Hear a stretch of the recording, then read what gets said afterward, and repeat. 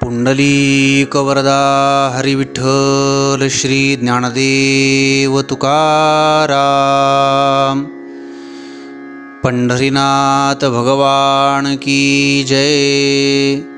माऊली ज्ञानेश्वर महाराज की जय। जगद्गुरु तुकाराम महाराज की जय। सद्गुरु जोग महाराज की जय। वैकुंठवासी हरिभक्तिपरायण गुरुवर्य बंकट स्वामी महाराज यांचे जीवनचरित्र। बीडवरून परळीला जात असताना बालघाट चढून वर गेल्यानंतर मांजरसुंब्यावरून पूर्वेकडे एक मोठा रस्ता जातो। तेथून 4 मैल दूर निनगूर हे गाव आहे। इसवी सन 1714 ते 1726 या काळात ज्यांनी राजर्षी शाहूंचे सरलष्कर म्हणून काम पाहिले ते सुलतानराव निंबाळकर पुढे निजामास जाऊन मिळाले। निजामाने त्यांना निनगूर व येळंब ही 2 गावे जहागिरीत इनाम म्हणून दिली होती।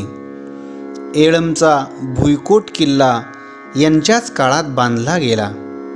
निनगूर हे गाव ऑफिस, दवाखाने इत्यादी जीवनावश्यक गोष्टींनी युक्त आहे।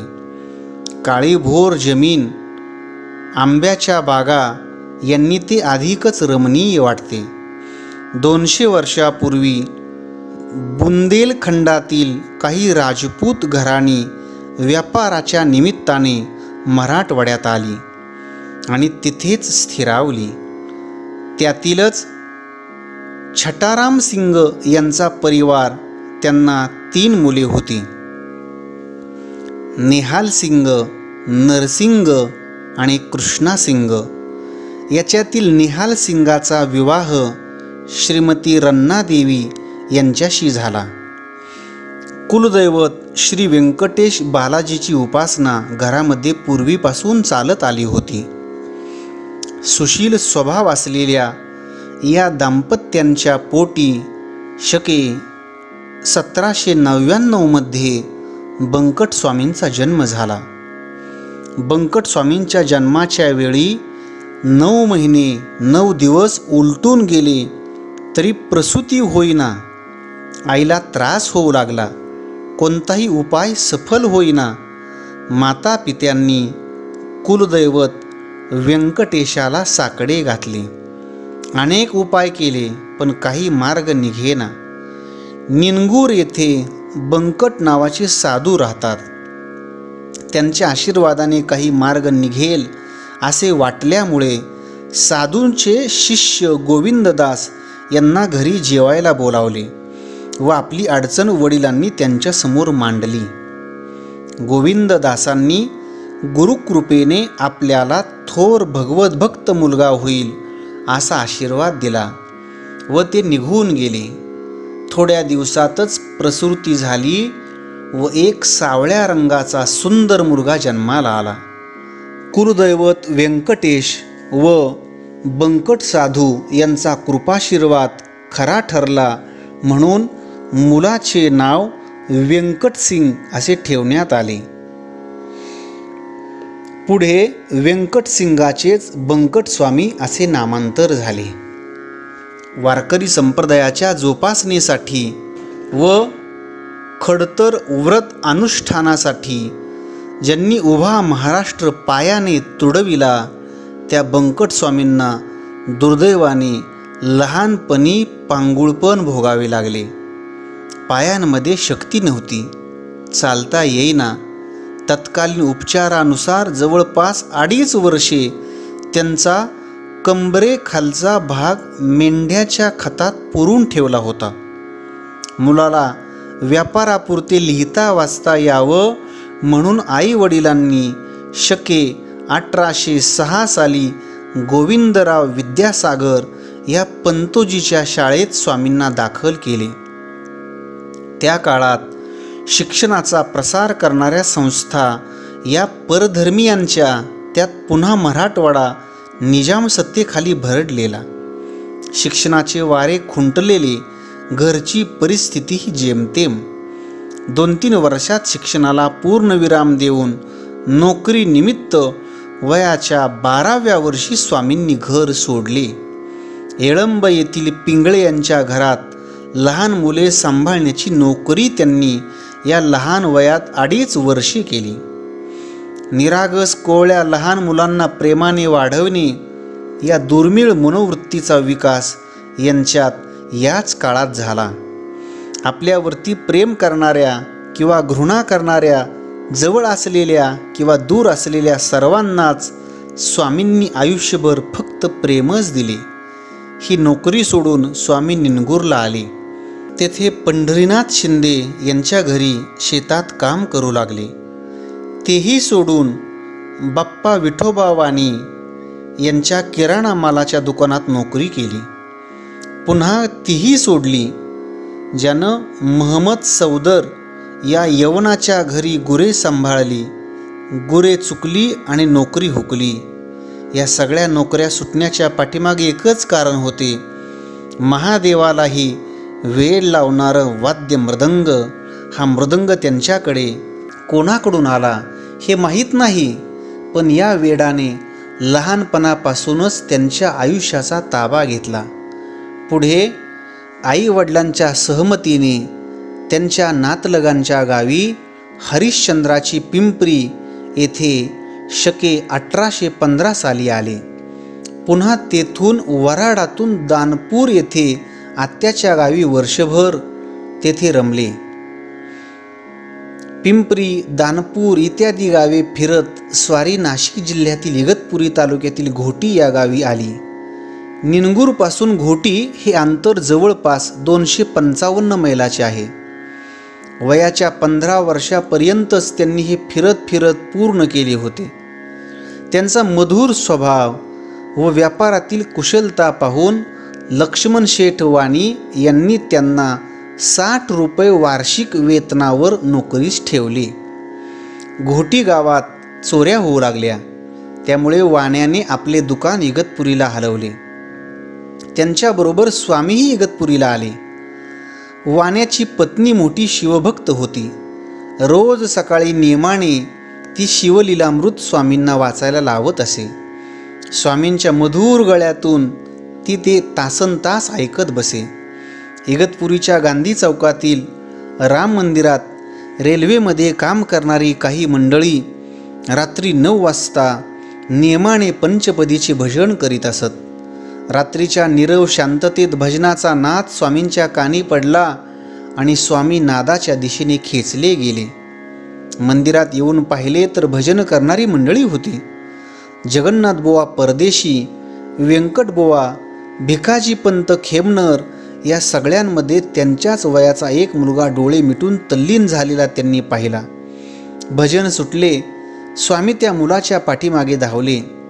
त्याला थांबून त्याचे नाव विचारले. त्या मुलाचे नाव होते लक्ष्मण केरोजी खेमनर. स्वामींनी आपलाही परिचय दिला आणि आयुष्यभराचा वितराग सखा, पारमार्थिक साधनेचा साक्षी आणि दैदिप्यमान कार्याचा शिलेदार स्वामींना कायमचा भेटला. सन 1889 साली सद्गुरू जोग महाराजांचे वडील बंधू आबासाहेब जोग मॅजिस्ट्रेट यांची बदली इगतपुरीला झाली. सद्गुरू जोग महाराजही त्यांच्यासोबत इगतपुरीला आले. त्यांचा कीर्ती सुगंध सर्वत्र पसरलेला होता. शंकरराव व आप्पाराव पांगारकर यांनी आपल्या घरी होणाऱ्या नियमाच्या भजनाला बोलावले. इतरही गावातील भजनी मंडळींना येण्याविषयी सांगितले. स्वामी व लक्ष्मणबुवा हे दोघेही भजनाला उपस्थित राहिले. गोरापान बलदंड देह विना घेऊन भजनाला बसलेला पाहिला. म्हणता क्षणीच अभंगाचा अर्थ कळावा अशी पद्धत, पाहता क्षणी समोरच्याला अंतर्मुख करून टाकतील असे डोळे, या उत्तुंग सद्गुरू शिखराचे दर्शन या दोघांनीही घेतले आणि स्वत्व त्यांच्या चरण तळवटी विलीन केले. दर महिन्याच्या वद्य एकादशीला इगतपुरीवरून मधल्या रस्त्याने सद्गुरू जोग महाराज निवृत्तीनाथांच्या दर्शनासाठी पायी जात असत. त्यांच्याबरोबर स्वामी व लक्ष्मण बुवाही जात. ज्ञानेश्वरी, अमृतानुभव, गीता इत्यादी ग्रंथांविषयी सद्गुरूंच्या मुखातून ऐकायला मिळत असे. भजनाच्या नादामध्ये वृत्ती अंतर्मुख होऊन जात असे. आता याच प्रखर आध्यात्मिक धारेने वाहायचे असे त्यांचे मन त्यांना सांगत होते. त्यातच पुन्हा 1891 मध्ये मॅजिस्ट्रेट आबासाहेब जोगांची बदली पुण्यात झाली आणि जोग महाराजही पुण्यास निघाले. स्वामी, लक्ष्मणबुवा, इतर भजनी मंडळी हळहळू लागली. जीवनावेगळे मिळत असलेलं सुख आता जीवनातून हद्दपार होणार होते. सर्वांनी महाराजांना राहण्याविषयी विनंती केली, पण ते शक्य नव्हते.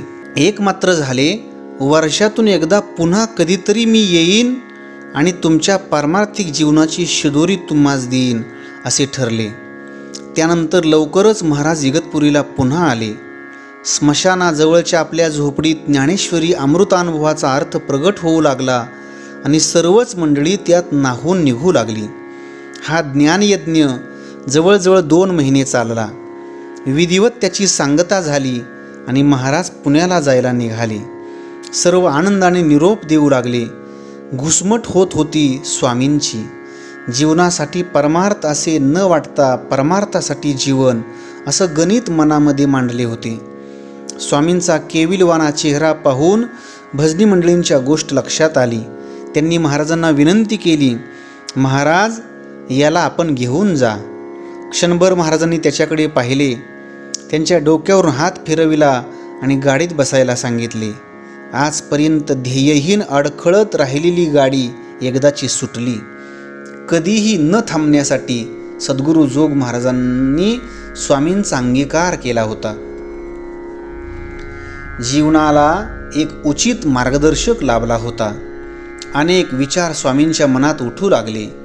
या विचाराच्या चक्रात गाडी कल्याण रेल्वे स्टेशनवर कधी आली हे कळलेच नाही. गाडी थांबली. जोग महाराज गाडीच्या खाली उतरले. पाठोपाठ स्वामीसुद्धा उतरले. तिथून पुण्याकडे जाणाऱ्या गाडीत दोघेही बसले. पुण्याच्या अलीकडे शेलारवाडी हे स्टेशन आले. महाराजांनी गाडी थांबवली. स्वामींना काही सूचना केल्या व तेथूनच भंडाऱ्या डोंगराच्या दिशेने स्वामींना पाठविले व महाराज तसेच पुढे पुण्याला निघून गेले. स्वामी तेथून देहूत आले. इंद्रायणीचं स्नान केलं. श्री तुकाराम महाराजांचे दर्शन घेतले व तेथून भंडारा डोंगरावरती आले. डोंगराच्या पायथ्यालगत असलेल्या इंदोरी या गावात एका वेळी मधुकरी मागायचे व तितक्यावरतीच दोन्ही वेळेची भूक भागवायची. इगतपुरीला असताना सद्गुरू जोग महाराजांच्या मुखातून ऐकलेल्या ग्रंथाची एकांतात स्वामी मनन करत, काही काळ नामस्मरणात घालवीत, काही काळ ज्ञानेश्वरी पारायणामध्ये घालवीत, कधी भंडारा डोंगरावरती, कधी भामचंद्रावरती एकांतात काळ जाऊ लागला. 2.5-3 वर्षांचा काळ लोटल्यानंतर एक दिवस भामचंद्र डोंगरावरती प्राणप्रिय मित्र लक्ष्मणबुवा इगतपुरीकरांची भेट झाली. त्यांना अचानक पाहिल्यानंतर स्वामींचा आनंद गगनात मावेना. स्वामींनी येण्याचे कारण विचारले. लक्ष्मणबुवांनी उत्तर दिले, मी सर्व सोडून परमात्म्याच्या प्राप्तीसाठीच आलो आहे. आता पुन्हा जाणे नाही. तिथून पुढे दोघेही एकत्र पारमार्थिक साधनेचे अनुष्ठान करू लागले. अलंकापुरीमध्ये वद्य एकादशीला मल्लाप्पा वास्करांच्या समाधीसमोर सद्गुरू जोग महाराजांचे कीर्तन होत असते. ही बातमी काही वारकऱ्यांकडून दोघांना समजली. येणाऱ्या वद्य एकादशीला सद्गुरूंचे दर्शन व्हावे, कीर्तन श्रवण घडावे या हेतूने दोघेही भामचंद्रावरून आळंदीला आले. स्वामी पखवाज वाजवण्यासाठी बसले तर लक्ष्मणबुवा टाळ घेऊन उभे राहिले. या दोघांनाही कीर्तनात पाहिल्यानंतर जोग महाराजांना आनंद झाला. त्यांची भजनाची तयारी पाहून कीर्तन संपल्यानंतर दोघांच्या अनुष्ठानाची विचारपूस करून आपल्या भजनी मंडळीपैकी प्रमुख असलेल्या बन्या मास्तरांना दोघांनाही पुण्याला घेऊन येण्याची सूचना महाराजांनी केली. बन्या मास्तरांबरोबर दोघेही पुण्याला आले. जोग महाराजांच्या वाड्यात त्यांची राहण्याची व्यवस्था केली होती. महाराजांनी सांगितलेल्या काही मंडळींच्या घरी स्वामी व लक्ष्मण बुवा मधुकरी मागण्यासाठी जात असत. उरलेला सर्व वेळ ज्ञानेश्वरी, अमृतानुभव इत्यादी ग्रंथांच्या चिंतन श्रवणामध्ये जाऊ लागला. कुशाग्र बुद्धिमत्ता, परमार्थाची नैसर्गिक आवड व सद्गुरू जोग महाराजांसारखे ब्रह्मनिष्ठ कृपाळू सद्गुरू यांचा सहवास, या सगळ्या गोष्टीमुळे आध्यात्मिक ज्ञान सर्वांगाने विकसित होऊ लागले. स्वामींची उत्तम तयारी पाहून सद्गुरू जोग महाराजांनी त्यांना कीर्तन प्रवचन करण्याची अनुमती दिली. पुण्यामध्ये व परिसरात घडणाऱ्या नामसप्ताहाची निमंत्रणे स्वामींना येऊ लागली. जोग महाराजांचे शिष्य बंकट स्वामी यांचे कीर्तन ऐकून कीर्तनासाठी लोकांची गर्दी जमू लागली. अफाट पाठांतर, गोड गळा, अचूक शास्त्रीय नजर व भावोत्कट विवेचन यात स्वामी आणि श्रोता दोघेही तासनतास तल्लीन होत. यानंतर 1904 साली जोग महाराजांच्या सांगण्यावरून स्वामींनी व लक्ष्मणबुवांनी आजान वृक्षाखाली बसून केवळ दुग्ध प्राशन करून ज्ञानेश्वरीची 100 पारायणे केली व शेवटची 8 पारायणे केवळ आजान वृक्षाचा पाला भक्षण करून केली. आजान वृक्षाची पाने जाण, जो भक्षुनी करी अनुष्ठान, त्यासी साह्य होईल ज्ञान, येथे संशय नाही. दोघांच्याही पारायणाची सांगता सद्गुरू जोग महाराजांनी मोठ्या उत्साहात केली. माऊलीच्या मंदिरात प्रवचन करून, ग्रामस्थांना भोजन घालून, माऊलींना अभिषेक इत्यादी करून पारायणाची सांगता केली. आळंदीतील अनुष्ठान संपल्यानंतर स्वामी व लक्ष्मणबुवा इतरही काही मंडळी यांना घेऊन लोणावळा येथे कालेवरांच्या बंगल्यात महाराज वेदांताचे पाठ सांगू लागले. या प्रसंगी पांडुरंग शास्त्री कुलकर्णी, प्रल्हादबुवा सुबंध, बापूसाहेब पाटसकर, लक्ष्मणबुवा कुंडकर, दगडोबा हिंगणीकर, रुद्राप्पा पालीकर इत्यादी मंडळीही अभ्यास वर्गात सामील होत असत. हा अभ्यास वर्ग जवळपास 2 महिने चालू होता. त्यानंतर हिमालयाच्या पायथ्याशी देहरादून नावाचे शहर आहे. तिथे हरिप्रसाद स्वामी नावाचे महात्मा राहतात. त्यांच्याजवळ वेदांत ग्रंथाचे शिक्षण घेण्यासाठी स्वामी लक्ष्मणबुवा, मारुतीबुवा, गुरव व व्यंकटबुवा इत्यादी मंडळींना जोग महाराजांनी पाठविले. ही सर्व मंडळी हरिप्रसाद स्वामीजवळ आली. त्यांच्याजवळ थांबून वेदांत ग्रंथाचे अध्ययन संपवून स्वामींचा निरोप घेऊन फिरत फिरत सर्व मंडळी पुण्याला आली. त्यानंतर कीर्तन, प्रवचन व सांप्रदायिक सेवेसाठी प्रत्येकाने स्वतःला झोकून दिले. पुणे, मुंबई, इंदोर, हैदराबाद, नाशिक, विदर्भ, खानदेश इत्यादी ठिकाणी स्वामींची अखंड कीर्तने होऊ लागली. एक दिवस शके 1830 इसवी सन 1908 आश्विन शुद्ध एकादशी स्वामी कीर्तनासाठी इगतपुरीला आले. इगतपुरीच्या भजनी मठात त्यांची व लक्ष्मणबुवांची खूप दिवसानंतर भेट झाली. स्वामींना पाहून लक्ष्मणबुवा म्हणाले, स्वामी, आता आपण महाराज झालात, आपली विरक्तता दुरावली आहे. स्वामी क्षणभर थांबले व हसत लक्ष्मणबुवांना म्हणाले, अजिबात नाही, तुम्ही म्हणाल ती गोष्ट करण्यास मी आजही तयार आहे. लक्ष्मणबुवा म्हणाले, असे असेल तर वेळ कशाला, आज संध्याकाळचे कीर्तन संपवून भगवंताच्या प्राप्तीसाठी तपश्चर्या करण्यासाठी निघू. ठरल्याप्रमाणे रात्रीचे कीर्तन आटोपून स्वामी व लक्ष्मणबुवा कोणालाही कळू न देता निघाले. त्यांच्या बरोबर व्यंकटबुवाही निघाले. नाशिककडे जाणाऱ्या रेल्वे गाडीमध्ये ही 3ही मंडळी बसली. त्यांनी नांदगावची तिकिटे काढली व तिकिटापुरतेच पैसे बरोबर आणले होते. नांदगाव स्टेशन आले, गाडी थांबली, ही मंडळी खाली उतरली. तिथून 4-5 मैल अंतरावर कसारी नावाचे खेडे आहे. तेथे जवळच एक घनदाट जंगल आहे. त्या जंगलात ही मंडळी तपश्चर्या करण्यासाठी बसली. अन्न पाणी वर्ज करून केवळ परमात्म्याचे नामचिंतन करायचे. 2-3 दिवस गेले. कठोर अनुष्ठान चालूच होते. या अनुष्ठानामध्ये व्यंकटबुवांचे शरीर बिघडू लागले. शरीरातील बिघाड वाढू लागला. सरते शेवटी स्वामी आणि लक्ष्मणबुवांच्या सांगण्यावरून अर्धवट अनुष्ठान सोडून व्यंकटबुवा नांदगावात आले. गावात येऊन त्यांनी सर्व हकीकत सांगितली. स्वामी व लक्ष्मणबुवा अन्न पाणी सोडून अनुष्ठान करत आहेत हे त्यांनी सांगितले. सगळी मंडळी अरण्यात आली आणि स्वामी व लक्ष्मणबुवांना घेऊन गावात आली. 4-5 दिवस अन्न पाणी सोडल्यामुळे शरीर अशक्त झाले होते. 2-3 दिवस तिथं थांबून पुन्हा दोघांनी पैठणच्या मार्गाने पदयात्रेला सुरुवात केली. गोदावरीच्या तीरावर बाहेरच्या नाथ मंदिरात दोघेही उतरले. गोदावरीचे स्नान, गीतापाठ, हरिपाठ, ज्ञानेश्वरी व गाथेचे चिंतन यात काळ जाऊ लागला. तिथून पंढरपूर येथे दोघेही आले. आपण इथे आहोत हे कोणाला कळू नये म्हणून अज्ञातवास त्यांनी स्वीकारला. या अज्ञातवासात अनेक अडचणी भोगाव्या लागल्या. पंढरपूरवरून आळंदीला येत असताना जवळचे पैसे संपले. शिधा कोणी देईना. शेवटी स्वामींनी स्वतः जवळील चांदीची मुद्रा सराफाकडे नेहून मोडण्याचे ठरविले. पण व्यवहार काही जमला नाही. तिथून मंदिरात आले व झोपायचा प्रयत्न करू लागले. इतक्यात कोणीतरी अनोळखी व्यक्ती आली व शिधा ठेवून निघून गेली. असे अनेक प्रसंग या काळात घडत राहिले.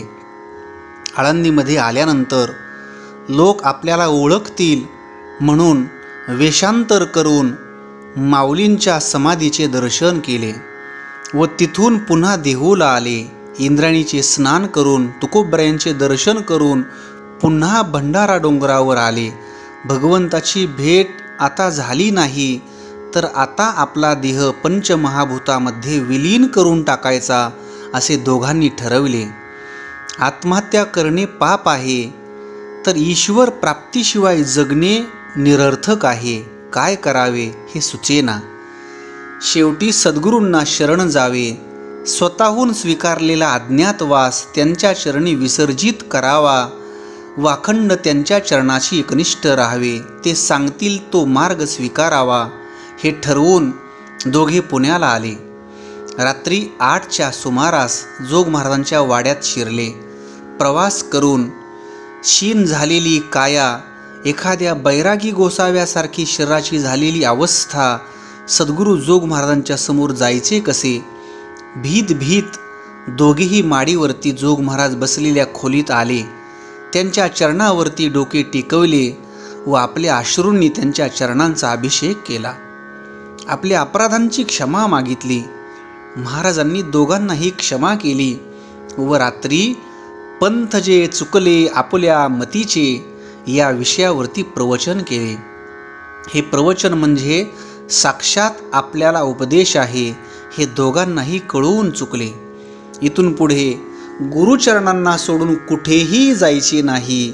जे काही करायचे ते त्यांच्याच आज्ञेने आळंदीतील मुमुक्षु विद्यार्थ्यांची सोय व्हावी.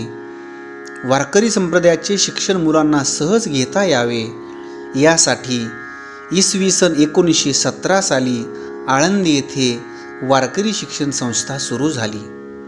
संस्थेला स्थैर्य प्राप्त करून देण्यासाठी मुख्य जबाबदारी स्वामींवरती आली. खानदेश, वऱ्हाड, मराठवाडा इत्यादी भागात दौरे काढून स्वामींनी बराच निधी गोळा केला.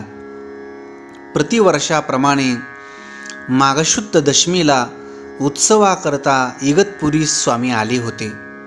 शके 1848 सन 1920 माघवद्य प्रतिपदा गुरुवार सकाळी 9 वाजता आळंदी येथे जोग महाराजांनी देह ठेवला. स्वामी इगतपुरी येथे होते. तारेने स्वामींना बातमी समजली. स्वामी घाईघाईने आळंदीत येण्यास निघाले, पण तोपर्यंत अंत्यविधी होऊन गेला होता. येणे दुःखे माझा फुटो पाहे प्राण अशी त्यांची अवस्था झाली. सद्गुरूंचे अंतिम दर्शन स्वामींना घडले नाही. महाराजांनी हाती घेतलेले कार्य आपण निष्ठेने पुढे चालवायचे असे ठरवून सर्व मंडळी संस्थेच्या कार्यास लागली. स्वामी वारकरी शिक्षण संस्थेचे अध्यक्ष झाले. वारकरी शिक्षण संस्थेचा कारभार स्वामींवरती आला. 1920 मध्ये अधिक मासाचा उत्सव महिनाभर माऊलींच्या मंदिरात झाला. दुसरा अधिक मास 1923 तोही आळंदी येथेच भव्य प्रमाणात साजरा झाला. 1924 साली स्वामींच्या मनात पुन्हा उपवासाचे वारे वाहू लागले. पांडुरंगाच्या मंदिरात स्वामींनी 21 दिवसाचा उपवास केला. 1926 अधिक मास महोत्सव पंढरपूर येथे भव्य प्रमाणात साजरा झाला. त्यानंतर स्वामी पुण्याला आले. जोग महाराजांनी सार्थ ज्ञानेश्वरी लिहिण्याचे कार्य हाती घेतले होते. जेमतेम 2 अध्याय लिहून झाले होते व महाराज पंचमहाभूतामध्ये विलीन झाले. त्यांचे अपूर्ण राहिलेले कार्य पूर्ण करण्यासाठी पुण्यामध्ये माधवराव देशमुख यांच्या वाड्यामध्ये ते कार्य सुरू झाले. स्वामी माधवराव देशमुख, मामासाहेब दांडेकर, मारुतीबुवा गुरव, लक्ष्मणबुवा इगतपुरीकर, पांडुरंग शास्त्री कुलकर्णी इत्यादी मंडळींनी कामाला सुरुवात केली. ओवीची साधक बाधक चर्चा करून व्याकरण शुद्ध ओवी लिहून नंतर अर्थ लिहावा, अशा पद्धतीने 1927 साली हे काम पूर्ण झाले व बंकट स्वामींच्या नावाने सार्थ ज्ञानेश्वरीची पहिली प्रत छापली गेली. 1928 साली आलेला अधिक मास महोत्सव श्रीरामचंद्राच्या निवासाने पवित्र असलेल्या गोदावरीच्या तीरी नाशिक येथे भव्य प्रमाणात संपन्न झाला. वाढलेली कीर्तन प्रवचने, सदैव कार्यक्रम, त्यामुळे विश्रांती मिळेना. येडशीजवळ रामलिंग पर्वताच्या कुशीत स्वामी आले. तेथे 1 महिना अनुष्ठान केले. तेथून पुन्हा अमृतवाहिनी प्रवरेच्या तीरावर असलेल्या ज्ञानेश्वरी मंदिरात त्यांनी मौन धारण करून केवळ फल आहार करून अनुष्ठान केले. पुढे आश्विन महिन्यात वैकुंठवासी डॉक्टर रामकृष्ण हरी भडकमकर यांच्या घरी दुर्गादेवीच्या उत्सवात प्रतिवर्षी होणारे कीर्तन स्वामींनी केले. तेथून स्वामी साताऱ्याजवळील मेरुलिंग पर्वताकडे गेले. या काळात स्वामींची प्रकृती क्षीण होऊ लागली होती. ही बातमी समजल्यामुळे मही गावचे इनामदार श्री भाऊसाहेब मुतालिक यांनी स्वामींच्या सेवेमध्ये काही माणसे पाठवली होती.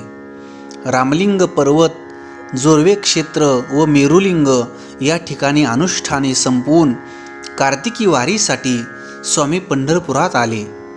निनगुरहून शेकडो भाविकांसह स्वामी महाराज प्रतिवर्षी पालखी घेऊन पंढरीस कार्तिकी वारीस येत असत. महाराष्ट्रातील सर्वच भागात स्वामींचा मोठा शिष्य परिवार होता.